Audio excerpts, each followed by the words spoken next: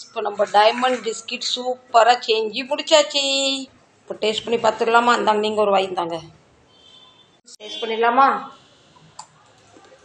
அருமை. நல்லா சாஃப்டாக, நல்லா க்ரன்ச்சியாக, நல்லா குட் டே பிஸ்கட் சாப்பிட்ற மாதிரி இருக்குது. அவ்வளோ டேஸ்ட்டாக இருக்குது உண்மையிலேயே. சூப்பர். நம்ம பல்லுக்கு ஏற்ற மாதிரி க்ரன்ச்சியாக சாஃப்டாக வந்திருக்கு. சூப்பர். இது மைதா மாவும் சீனியும் தான், சரிங்களா? வேறு ஒன்றும் இல்லை.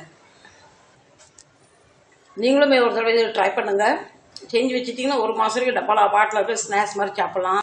இப்போ நம்ம எல்லாம் டேஸ்ட் பண்ணுவோம். நம்ம போண்டா டேஸ்ட் பண்ணல, வாங்க போண்டா டேஸ்ட் பண்ணலாம்.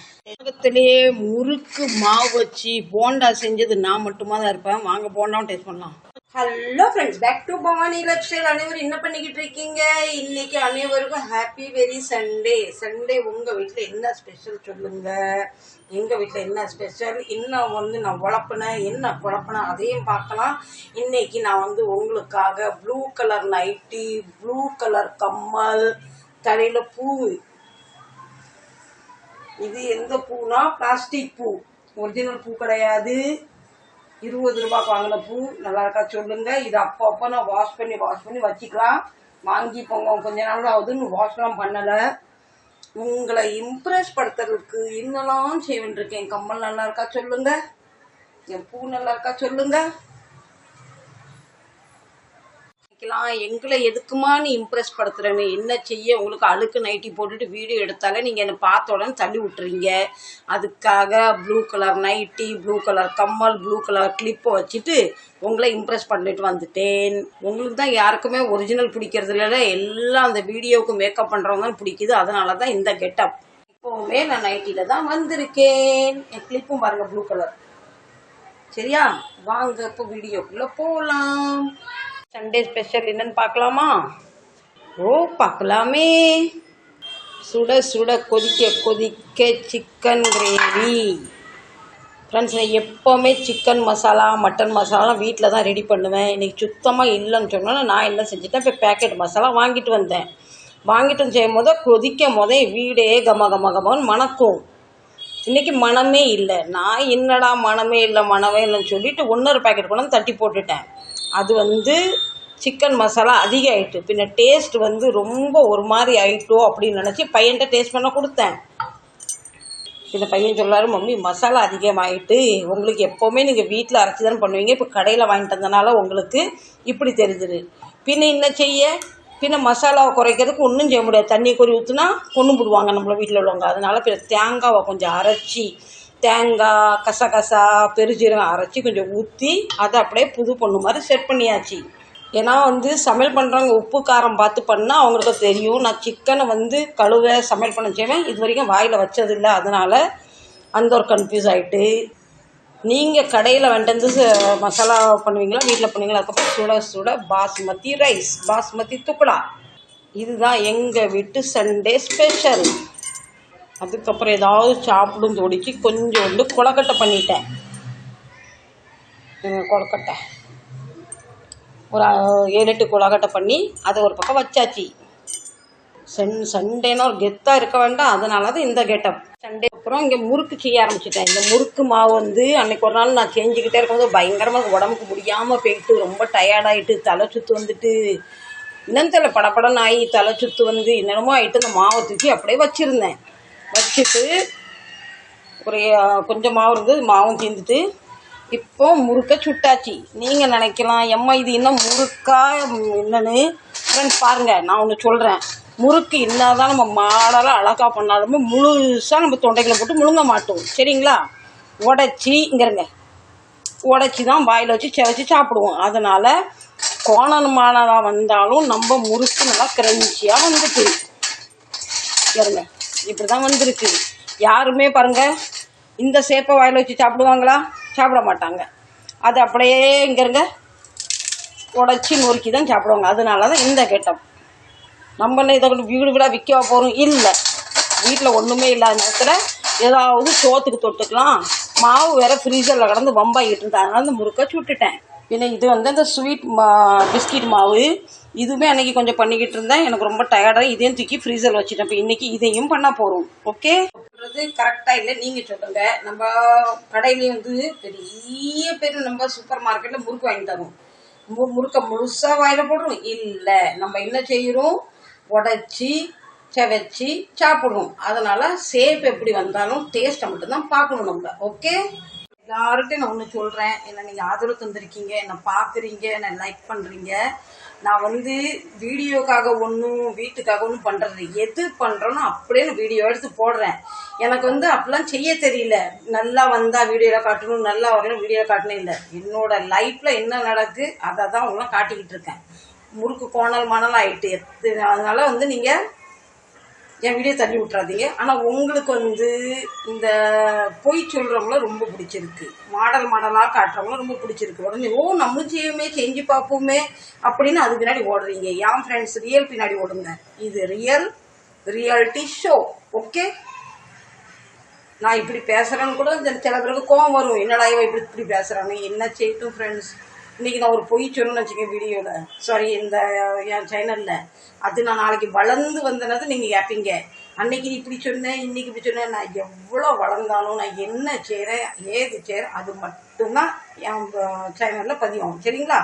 என்றைக்குமே இந்த உண்மைக்கு புறத்தில் போனால் பயப்படவே வேண்டாம். எங்கள் அம்மா அடிக்கடி ஒரு பழமொழி சொல்லுவாங்க, மடியில் கனம் இருந்தால் வடியில் பயம் எப்படி சொல்லுவாங்க, மடியில் கனம் இருந்தால் வழியில் பயம் இருக்குமா. நமக்கு மடியிலையும் கனம் இல்லை, வழியிலையும் பயம் இல்லை. அதனால் முறுக்கு வந்து கோணல் மணல் நான் நினச்சிருந்தேன் இந்த வீடியோ உங்களுக்கு காமிச்சிருக்க மாட்டேன், இருந்தாலும் காட்டுறேன். நான் இப்படி தான். ஓகே, இப்போ மூட் அவுட் ஆக்கிட்டேன், தப்பாக நினைக்காதீங்க, கம்மல்லாம் இருக்க சொல்லுங்க.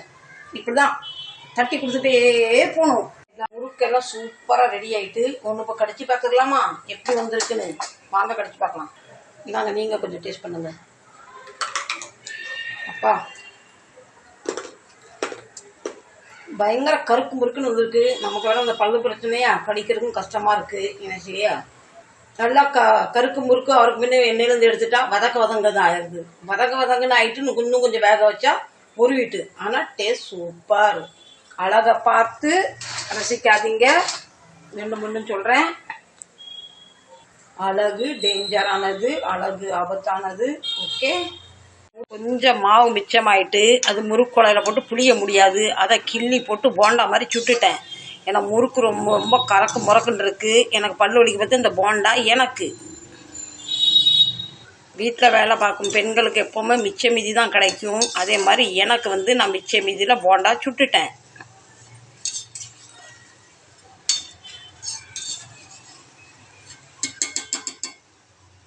இந்த மாவை நம்ம சட்டியோட தண்ணியோட கலக்கி ஊற்ற முடியாது பார்த்தீங்களா? அதனால இப்படி போண்டா சுட்டி வச்சுக்கிட்டா ஒரு கப்பு நிறைய காப்பியை போட்டு இந்த போண்டாவை சவச்சி இறக்கிடலாம். அதனால தான் நான் நினைக்கிறேன் போண்டாவுமே கருக்கு முறுக்குன்னு ஆயிட்டு போல். இப்போ நீங்களே சொல்லுங்கள், இவ்வளோ மாவு நம்ம வந்து முறுக்குழையில் போட்டு புளிய முடியாது, அப்போ வேஸ்ட் பண்ண வேண்டாம்ல. அதை கிள்ளி போட்டு இப்படி போண்டாவை சுட்டாச்சு. எப்படி ஐடியா? கொஞ்சம் பிஸ்கட் மாவு எடுத்தாச்சு, இதை நல்லா இப்போ தேய்ச்சி கட் பண்ணி எண்ணெயில் போட்டுடலாம். மாவை நல்லா உருட்டியாச்சு. இப்போ நம்ம கட்டரை வச்சு அழகாக சூப்பராக கட் பண்ணிடலாம். சிலங்க அழகாக டைமண்ட் ஷேப்பில் கட் பண்ணுவாங்க, எனக்கு அதெல்லாம் தெரியாது. எனக்கு தெரிஞ்சதை ஏதோ நான் கட் பண்ணிக்கிட்டு இருக்கேன். அதெல்லாம் படித்தவங்க வியாபாரம், நானும் படிக்கவா செஞ்சுருக்கேன். இது பெருசாகிட்டு நடுவில் அப்படியே ஒரு கோடை போட்டுடலாம். இது ஒன்று பாருங்கள், டைமண்ட் ஷேப்பில் வந்துடும் பார்த்தீங்களா? எண்ணெயில் போட்டுடலாம். இப்படி ஏதாவது ஒன்று செஞ்சு வச்சுக்கிட்டா அடிக்கடி பண்டத்தை தேடி கடைக்கு போக வேண்டாம். இப்போ நம்ம டைமண்ட் பிஸ்கெட்டை எண்ணெயில் இறக்கி விட்டாச்சு. விளையாடுங்க, இஷ்டத்துக்கு விளையாடுங்கன்னு எண்ணெயில் இறக்கி விட்டாச்சு. ஆரம்பத்தில் போட்டதெல்லாம் நல்லா வெந்து வந்துட்டு அதுக்கப்புறம் போட்டது வேகலை, பார்த்துக்கோங்க. சிலவங்க வீடியோவில் இதெல்லாம் காட்ட மாட்டாங்க, நல்லதெல்லாம் ஒரு பக்கம் எடுத்துட்டு கெட்டதெல்லாம் ஒரு பக்கம் எடுத்து வச்சுருவாங்க. நான் அப்படி இல்லை, உண்மையை மட்டும் சொல்லி உங்கள்கிட்ட வீடியோ பதிவு பண்ணிக்கிட்டு இருக்கேன், தெரியுதுங்களா? இப்போ இதில் நான் எப்படி எடுப்பேன்னு சொல்லுங்கள், வெந்தது வேகாதையும். அப்போ அதில் ஒன்று கரிஞ்சிரும், ஒன்று வெந்துடும், ஒன்று வேகாது. இப்படி தான் நான் வந்து வாழ்க்கையை ஓட்டிக்கிட்டு இருக்கேன். மாவனே விட்டு எடுத்துடலாம், இல்லைன்னா கரிஞ்சி போச்சுன்னா பின்ன அதுவும் போச்சு அரோவர, இதுவும் போச்சு சிவசிவான்னு ஆயிரும். சவுண்டு பாருங்கள், இது சூடாக இருக்கும் போது வேகாத மாதிரி இருக்கும், ஆறுன பின்னா க்ரன்ச்சி ஆயிரும். நம்ம டைமண்ட் பிஸ்கட் ரெடி. எல்லாரும் சொல்கிறாங்க தங்க விலை ஏறிட்டு தங்க விலை ஏறிட்டு. நமக்கு என்னங்க தங்க விலை ஏறினா என்ன இறங்கினா என்ன, நம்ம வீட்லேயே தங்கத்தை ரெடி பண்ணிட்டோம்லா. இப்போ நீங்கள் சொல்லுங்கள், உங்களுக்கு எத்தனை கிலோ தங்கம் வேணும்னு சொல்லுங்கள், நான் அனுப்பி விட்றேன். இப்போ நம்ம டைமண்ட் பிஸ்கட் சூப்பராக செஞ்சு முடிச்சாச்சு. இப்போ டேஸ்ட் பண்ணி பார்த்துக்கலாமா? இந்தாங்க நீங்கள் ஒரு வாய்ந்தாங்க, டேஸ்ட் பண்ணிடலாமா? அருமை, நல்லா சாஃப்டாக, நல்லா க்ரன்ச்சியாக, நல்லா குட் டே பிஸ்கட் சாப்பிட்ற மாதிரி இருக்குது. அவ்வளோ டேஸ்ட்டாக இருக்குது உண்மையிலேயே. சூப்பர். நம்ம பல்லுக்கு ஏற்ற மாதிரி க்ரன்ச்சியாக சாஃப்டாக வந்திருக்கு. சூப்பர். இது வந்து மைதா மாவும் சீனியும் தான், சரிங்களா? வேறு ஒன்றும் இல்லை.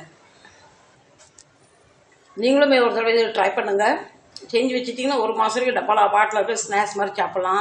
இப்போ நம்ம எல்லாம் டேஸ்ட் பண்ணுவோம். நம்ம போண்டா டேஸ்ட் பண்ணல, வாங்க போண்டா டேஸ்ட் பண்ணலாம். உலகத்திலேயே முறுக்கு மாவு வச்சு போண்டா செஞ்சது நான் மட்டுமா தான் இருப்பேன். வாங்க போண்டாவும் டேஸ்ட் பண்ணலாம். பரவாயில்ல, இதுவும் நல்லா தான் இருக்குது. மாவு வேஸ்ட் பண்ணாமல் நம்ம போண்டா வச்சுட்டாச்சு. இருங்க, போண்டா நல்லா தான் இருக்குது, வடை மாதிரி. இப்போ அடுத்து கிச்சனுக்கு வந்துட்டேன். கிச்சனில் வேலை நடக்கும் பார்க்கலாமா? எல்லாரும் பின்ன சிக்கன் சோறு சாப்பிடும் போது நாங்கள் வாயாக பார்த்துட்டு இருக்க முடியும். அதனால எனக்கு கொஞ்சோண்டு டமாட்டர் சட்னி நைட்டில் சாப்பிட்றதுக்கு. படி சூடான சப்பாத்தி. நம்ம பெருசு சோறு சாப்பிடாது, சப்பாத்தி ரெடி ஆகிட்டு. அது பெருசுனா சிறுசானு நமக்கு சம்பாதிச்சு தரவங்க, சோறு போட்டு தர நம்மளை பாதுகாக்கிறவங்க என்றைக்கும் கடவுள் மாதிரி. நமக்கு பெருசு தான் என்றைக்குமே, சரிங்களா? எல்லாரும் கணவருக்குமே எல்லாருக்குமே குலசாமி அப்படின்னு, அதுதான் பெருசுன்னு சொன்னேன். ஓகே. பயங்கர விக்கல் வந்துக்கிட்டு இருக்கு. என்னை யாரும் நினைக்கிறாங்க விக்கல் வந்துக்கிட்டே இருக்கு. விக்கல் வந்தால் என்ன செய்யணும்னு சொல்லுங்க. அவ்வளோதான், நம்ம வீடியோ முடிஞ்சு போச்சு. நம்ம மேக்கப்பும் கலைஞ்சி போச்சு. நம்ம கிரைண்டரில் மாவும் அரைஞ்சி போச்சு. இது வரைக்கும் என் கூட நீங்கள் ட்ராவல் பண்ணதுக்கு தேங்க்யூ வெரி ஸோ மச். இப்போ இவ்வளோ நேரம் என் வீடியோவில் உங்களுக்கு ஏதாவது ஒரு ப்ரெசண்டாவது ஏதாவது யூஸாக இருக்கும்னு நான் நினைக்கிறேன். பிடிச்சிருந்தா கண்டிப்பாக சப்போர்ட் பண்ணுங்கள், சரிங்களா? மீண்டும் இதை போல் ஒரு சேட்டையான, குறும்பான, போரிங்கான வீடியோவில் உங்களை சந்திக்கிறேன். கண்டிப்பாக பிடிச்சா லைக் பண்ணுங்கள், ஷேர் பண்ணுங்கள். முதல் தடவை பார்த்தா என்ன செய்யணும்? சப்போர்ட் பண்ணணும். சப்போர்ட்னா சப்ஸ்கிரைப் பண்ணணும், சரிங்களா? லைக் பண்ணிக்கங்க. மீண்டும் நல்ல போய் சந்திக்கிறேன். சச்சா பை, லவ் யூ, பாய். அதே மாதிரி என் வீடியோவில் உங்களுக்கு என்ன பிடிக்கல அதை நீங்கள் கமெண்ட் பண்ணி சொல்லுங்கள், அதே நான் மாற்றிக்கிறேன்.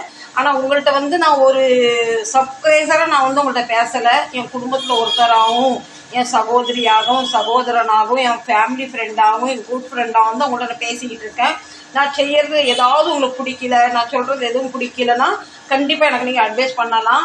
இந்த வீடியோவில் நான் தப்பாக பேசியிருந்தாலும் கண்டிப்பாக என்னை மன்னிச்சு உங்கள் வீட்டு பிள்ளையா என்னை ஏற்றுக்கங்க, சரிங்களா? மீண்டும் நல்ல பதிவு சந்திக்கிறேன். பாய்.